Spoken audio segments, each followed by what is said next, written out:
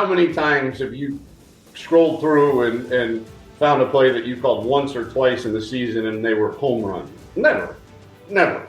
And so it should be a very valuable lesson to us that one-hit wonders, if you will, are usually not a good way about going about business in offensive football.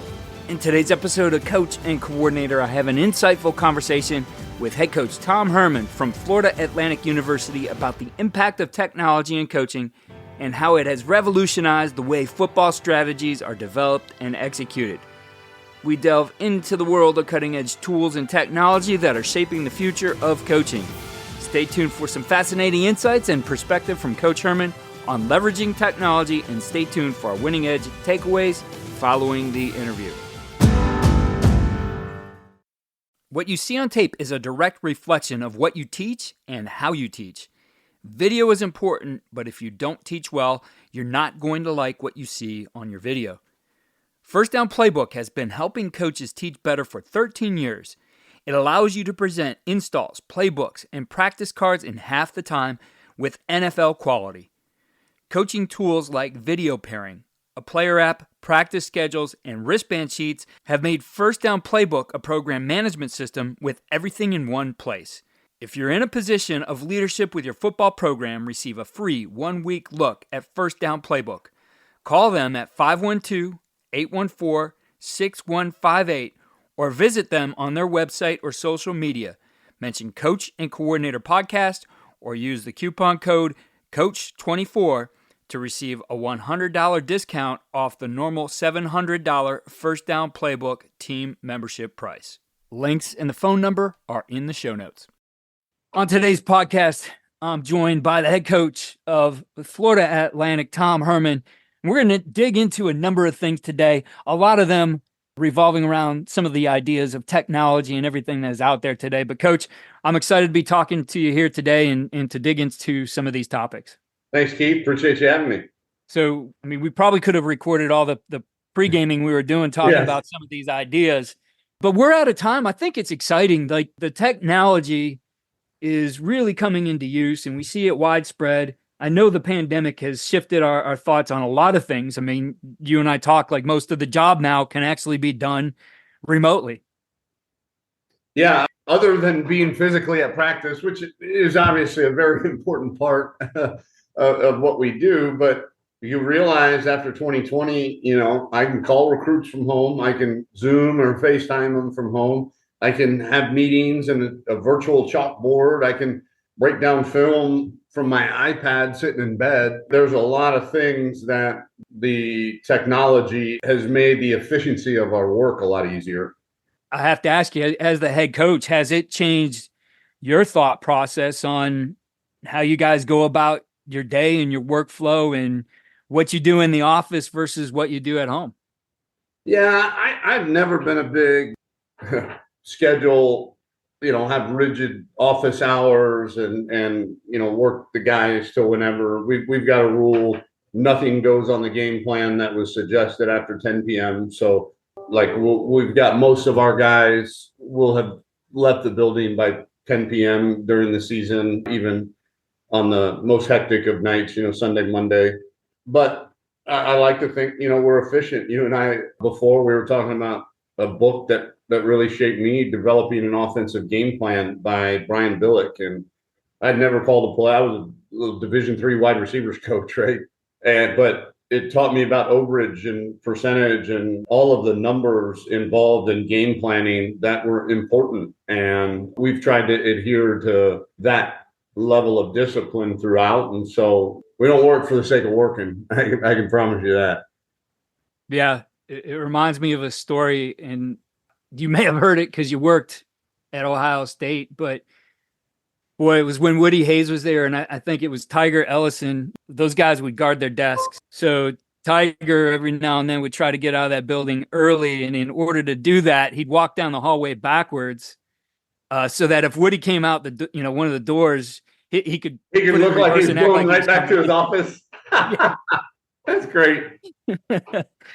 So there's still ways around it, but you talked about Brian Billick's template, and I still think it's as relevant as ever. And when I talk to, offensive coordinators at every level, it seems the number of plays in a game plan they come up with always are really, what Billick talks about in there. You hear the number 26 a lot. I think his was somewhere between 26 and 32, but the overage was an important part in understanding that. And I think, as we get into more and more the use of analytics, that we're able to see and evaluate how we're doing as coaches very quickly. I mean, I don't know how many times you've done it in your career where you work all week long and put reps into something, and then you go back through and you didn't even call the play. Right.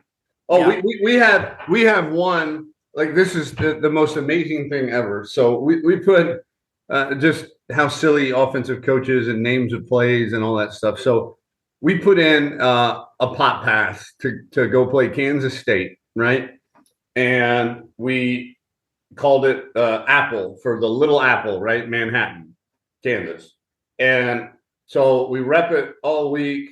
Never called it, like you said, never called it, but Apple, that was our pop pass. We didn't have any other pop passes in the offense. We were going to sneak the H-back up, through the line of scrimmage and throw them a little pop pass versus too high. Never got called.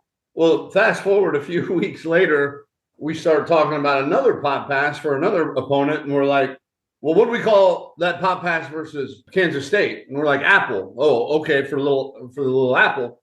Well, then this one, we got to call it something like Apple too. So this one will be called Fuji. And then next thing you know, we've got this whole series of pop passes named after apples. Like we've got Macintosh and all the different things. And finally, like a quarterback asked, Coach, why are all the pop passes called apples? And we're like, well, it's a long story, but honestly, it's because of a play we never even damn called, And so it is amazing to me the time, even the ones that you do, Keith, like when you go back and you watch the season cut-ups or whatever, how many times have you scrolled through and found a play that you called once or twice in the season and they were home runs? Never. And so it should be a very valuable lesson to us that one-hit wonders, if you will, are usually not a good way about going about business in offensive football. Yeah, we get so keyed up about them, and they never win us a game. Never. It's always the execution of the things that we do over and over. Yeah, like I said, everybody runs inside zone. Everybody runs quarters coverage. Everybody's got fly motion. There's no secret offense. There's no secret defense. We're going to run our inside zone a little bit better, a little tougher, with hopefully a little bit better players than you do. But to think that as coaches, we've got some kind of magical answers in the plays that we run, I think when I hear guys even talk like that, it's mind-boggling. Yeah, well, it's easy with all the things we do. We get caught up in, a lot of bells and whistles. And I think we're, in some ways, when you look at all the things and all the products coming about now in technology, we have a lot of that. And we still want to be efficient with our time. I think the worst thing you can do, and I see this happen all the time, I've been guilty of it, as a coach, we have our way of doing things, we find something new, and then instead of evolving and saying, okay, this is the way we do it now, we just add a piece to it, and now our workflow becomes even more complicated. So, we have to filter through those things before we get into maybe some of these ideas and some of the stuff that's out there.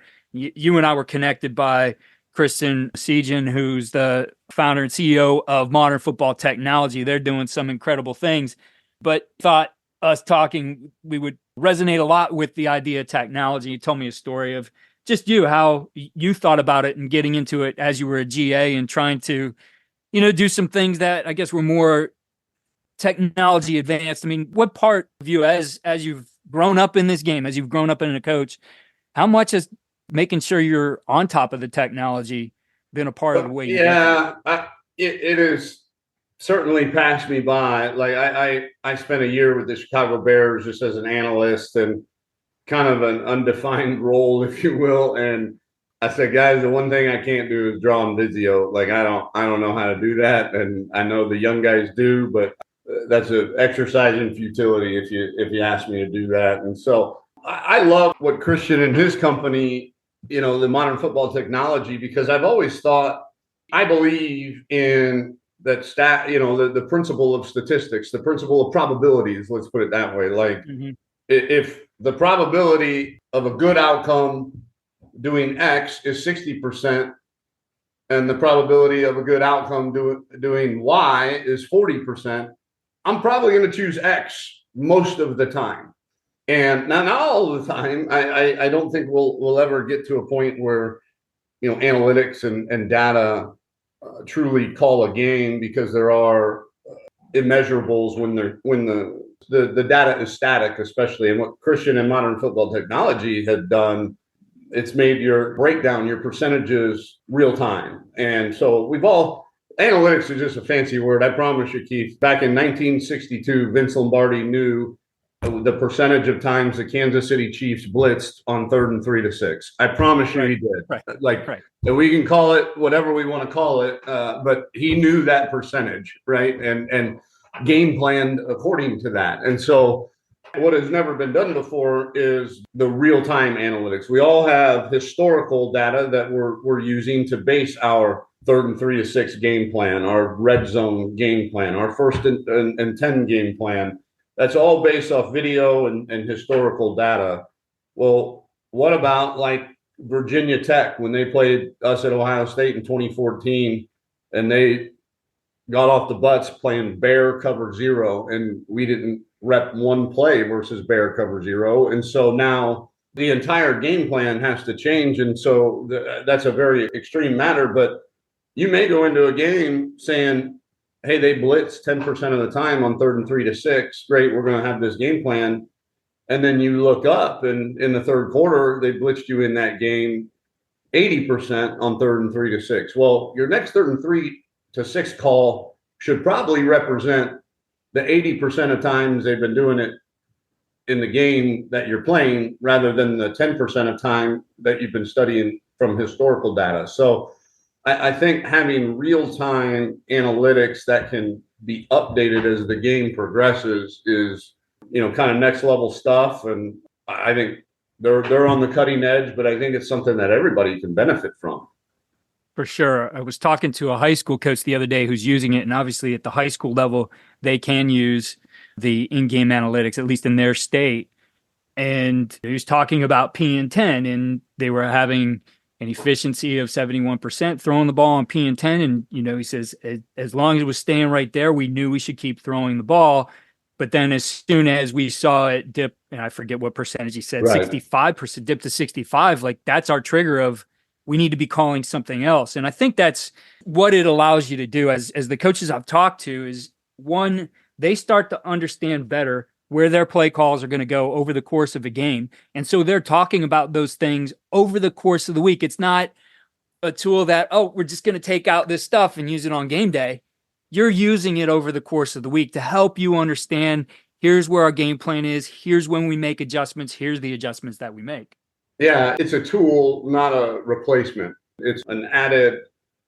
It's the same as in my opinion, when they digitized video, right? No more reel to reel and all that stuff. Like, it's just where technology is going. And like you said, it's not just the in game, but it's the ability to also make you realize all of the different scenarios that you do come in play with throughout a game, and prepare for them throughout the course of the week too.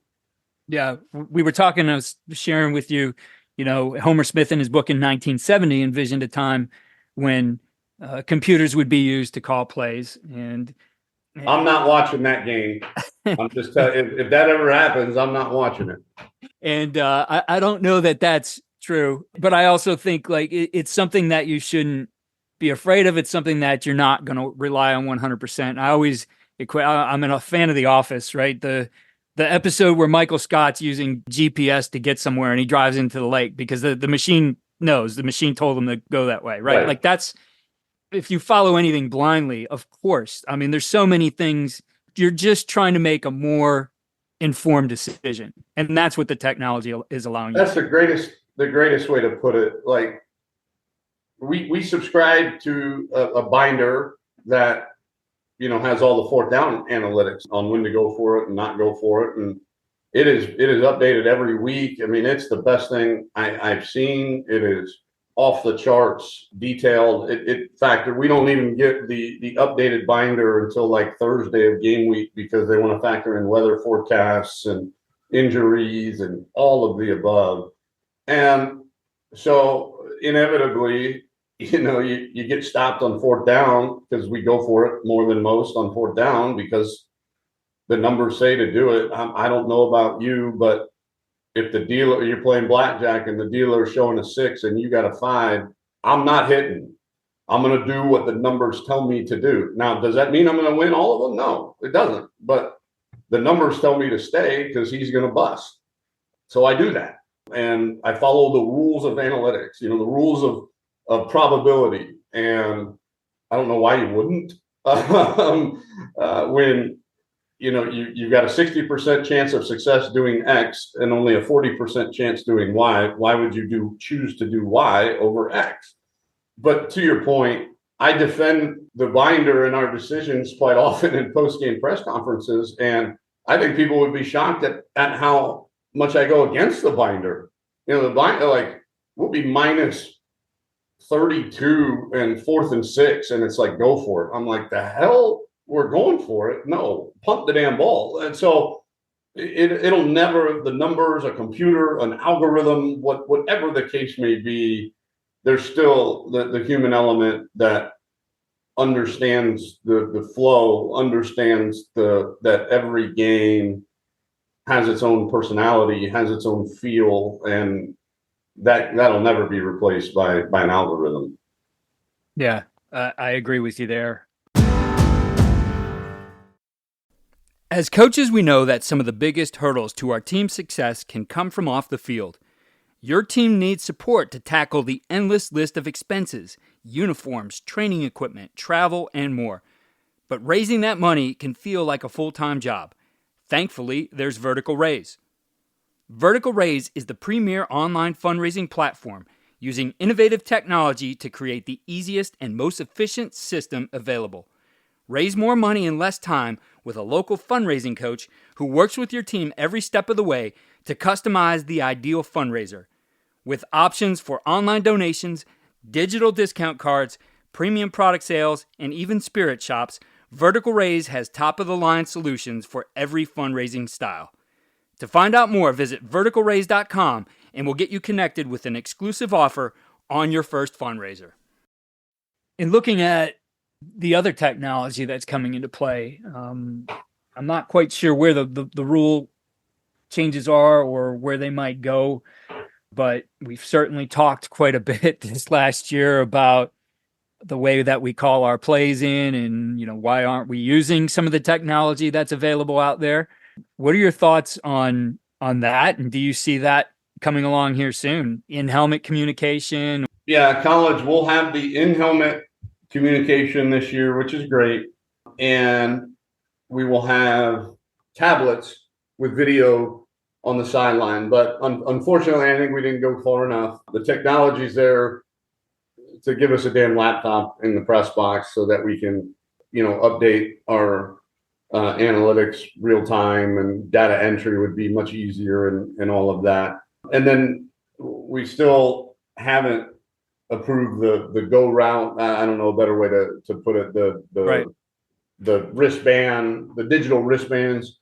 So we mess around with the helmet communicator during spring and we'll use it certainly, but there's still a signaling element if you're going to be no huddle. Now, whether that's the quarterback signaling to the wide receivers or the sideline signaling to the wide receivers, unless you want to huddle every play, you've got to have a mechanism to signal. And then now you get into people videotaping people's signals. What happened with Michigan, I had heard stories about an old Hall of Fame coach that was doing that 20 years ago, and I heard the story 20 years ago. Yeah. So it's been happening, and I don't know how to get around unless you want to huddle every snap. We really haven't solved that problem until we get either helmet communicators in all 11 players on the field in their helmets, or we get the digital wristbands, but if you want to be no huddle, there's still going to be an element of signaling involved. Yeah. Do you feel it's just gone too short? I mean, is it because obviously there's cost to doing that? Is it because people want to keep the playing field level, or I don't why? know. Cost prohibitiveness was always the defense as to why we didn't do the helmet thing, and there's a legitimate argument there. I know at the American Conference, it's going to cost probably close to $1 million a program to rewire, the stadiums, Right. to buy the technology, to upkeep the technology. So it's not cheap. Now it's much cheaper than it used to be. So why they haven't gone as far? If we're going to spend the million, spend the extra $100,000 for the digital wristbands, in my opinion, or the laptops. But I'm not taking away from the victory that we got. We finally do have the helmet communicators and video on the sideline, but I think we left some meat on the bone to hopefully come back to here in the next year or two. Yeah. I mean, the signal, call it stealing, whatever you want to call it. I mean, it's something everybody has done. I know when I was a high school coach, I would take, if we were facing a team that was signaling things in, we weren't at the time, but we faced some no huddle teams, and I would just take my guys who were on the JV team who were baseball players because they knew how to Right. pick off. They knew how to pick off signals. I'm like, I want you to figure this out, and they would always have it after a quarter. Right. I remember one game we forced a team to huddle because we were yelling out their plays. Not Yeah, that it helped in us. game, I don't have a problem with it. I mean, that's Yeah. kind of the gamesmanship, and if you're able to steal our signals in the middle of throughout the course of a game with no advanced prep, then shame on us. We need to be Well, better it's still hard to at adjust, signaling. right? It's still hard to adjust all this. You might know as the coach, but I mean, it's like Coach Leach's little rant about lip readers, right? And everybody holding their call sheets up, and Like, I I mean, know, like, right? Like you can't we're so translate like that. self-important. Like, Yeah, no, like, guys, just because you can say that, I could tell that you were saying deuce right, 052, Y shallow, Z banana. Awesome. I would have to know exactly how to speak your language and what all those words meant. And then I would have to, within the span of probably 8 to 10 seconds, figure out a defense to call and get that communicated to all 11 players on defense. Like, yeah, what are we talking about, yeah, guys? So I think there's a lot of stuff we as coaches we do that we take ourselves way too seriously. yeah, yeah. Well, I do think, a lot of the stuff we have, and I always tell guys like high school level, you guys have this technology. I don't know why you're not using it in practice, like instant replay. For years, I told you I was introduced to Go Route. I did some stuff, writing some articles on them. I got their system free for a year. I also got some free instant replay technology, which we couldn't use except in practice, but it was amazing. And, the 1 year it was as simple as I had my student assistant holding my phone up and I had my iPad, and we were no huddle. So there were our guys would have the script and they're doing their operations on the sideline, and in between plays, I could actually see what was going on. You hear coaching off. Well, we coach off. I was coaching off of film in between plays. Hell yeah. Right. Like there is, I think, a lot of opportunity because this stuff is it expensive? Yes. But I mean, when you think about, well, I'm using this every day, I think there's a lot of opportunities in practice to become a lot more efficient and to become a better teacher, because this is all about teaching, right? Yeah, that you hit the nail on the head, in terms of teaching. And I think we're just really high paid teachers. That's all. And, the old adage, it's not how much you know, it's how much they know and can execute. And so anytime that we have advanced, I've seen high schools literally that have those little mini jumbotrons, I guess it's an oxymoron, but like the ones on the little trailers, Yep. and they'll come off the sideline while the twos are on, and they'll watch that whole rack or whatever, just kind of sitting there and coaching while the other unit is out there, and then boom, whistle blows, and they go back on the field, get their 6-8 plays, and then come back and instant feedback. I think it's phenomenal.